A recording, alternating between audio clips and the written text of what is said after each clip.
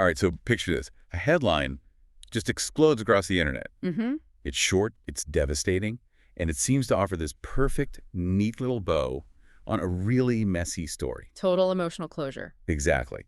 Khloe Kardashian felt safe around Kylie Jenner amid ex's scandal. The perfect narrative pivot. It really was the perfect sentiment. But here's the media mystery we're getting into today. That specific headline, the one that cemented Kylie's image as Khloé's savior, Yeah.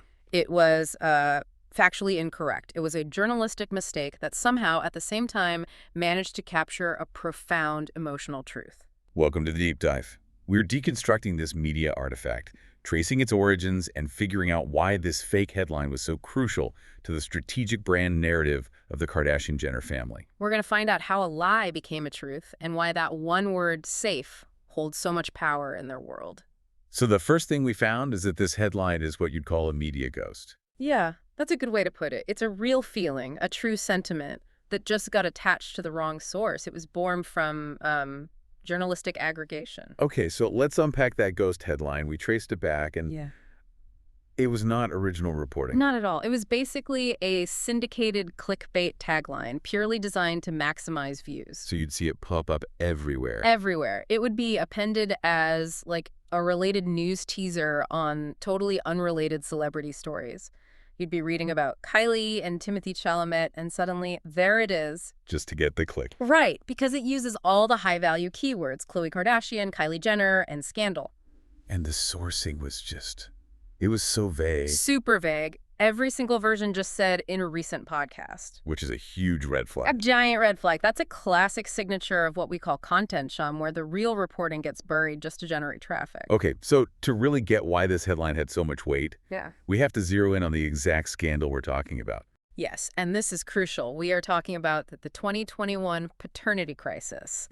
This is the definitive scandal. This is when the world found out Tristan Thompson had fathered a child with Marilee Nichols. And the timing, as you said before, was just brutal. Unbelievably brutal.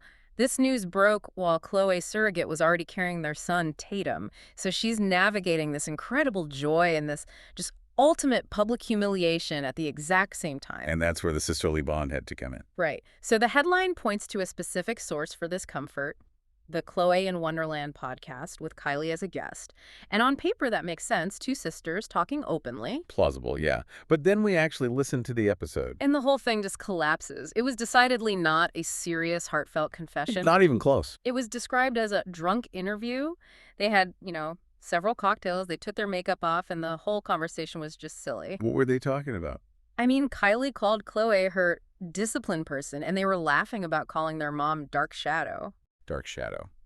Okay, definitely not the setting for a deep, vulnerable conversation about betrayal and safety. No, our direct analysis confirmed it. The episode did not contain any, quote, any mention at all about Khloé feeling safe during a scandal.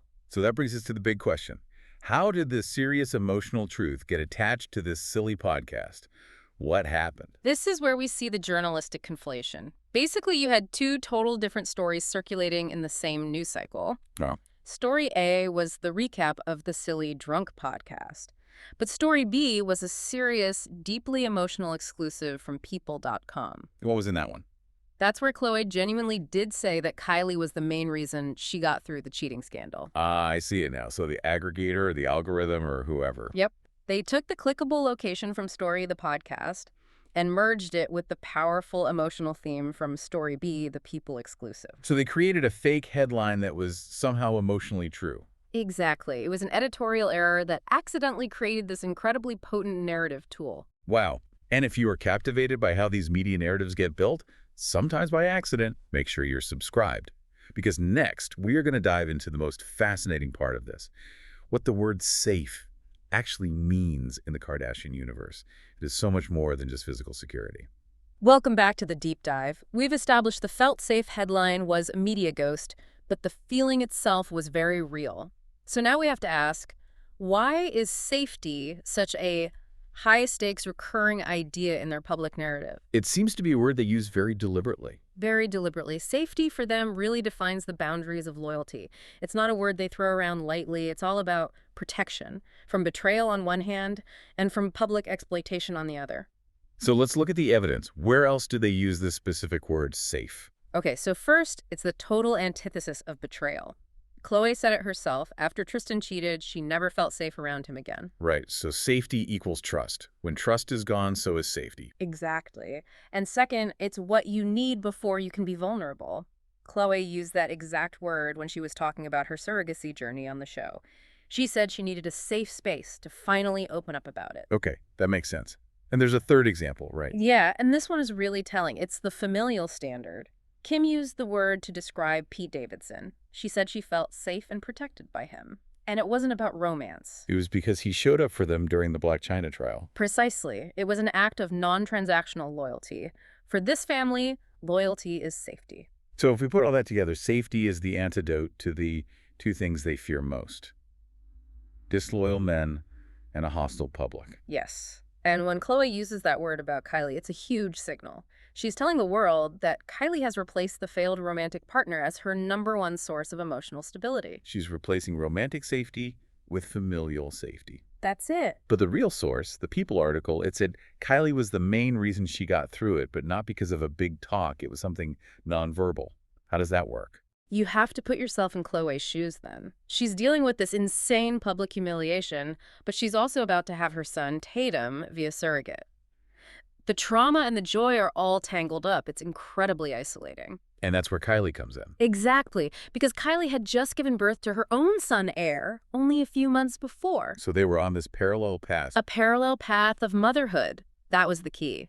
It meant Khloé could engage with all the joy, all the milestones of having a newborn son, but through Kylie and Aire. She gave her a clean environment for those feelings, one that wasn't connected to the trauma with Tristan. That is the ultimate insight. Kylie didn't need to give advice. Her just being there, as a mother alongside her, gave Khloé a safe channel for her own maternal joy to exist, totally untainted by the scandal. And now, the story comes full circle. We hear that their sons, Tatum and Aire, are best friends. It closes the loop perfectly. It reinforces the family's #1 brand mantra: family always comes first, and that solidarity secures the next generation. So the true story, which was amplified by that fake headline, actually served a really crucial strategic purpose for the brand. Absolutely. At a very critical time. So for Khloé, what did it do for her image? Well, her public image was kind of stuck, right? In this cycle of being the victim who kept going back to Tristan. People called her stupid. Right. This story completely pivots her away from that. It recenters her narrative on her own resilience and, most importantly, on her family's strength. She's not a victim anymore. She's a survivor backed by her sister. And what about for Kylie? She can sometimes seem a bit more, I don't know, distant or jokey in the family dynamic. This was a massive win for her. A huge humanization moment.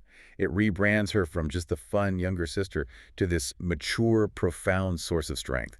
She becomes the main reason her older sister survived a career-defining trauma. It anchors her right to the family's core value: unconditional loyalty. So at the end of the day, that fake headline was actually a really powerful tool. Incredibly powerful. It proves that the stories that last in celebrity culture aren't always the ones that are 100% factually correct. No, it's the ones that reinforce a subtle emotional truth that the celebrity wants you to believe. That is the definition of a successful media ghost. A narrative that finds a way to be true, regardless of where it came from. So here's something for you to think about until our next deep dive. What other famous celebrity stories, the ones we all take as fact, might actually be media ghosts that are just revealing a deeper, more strategic truth? Yeah, it really changes how you look at every headline. You've been listening to Starscope Report, where Jordan and Jamie uncover the stories shaping Hollywood, music, and pop culture. Thanks for tuning in, and don't forget to subscribe for more stories that keep the stars shining.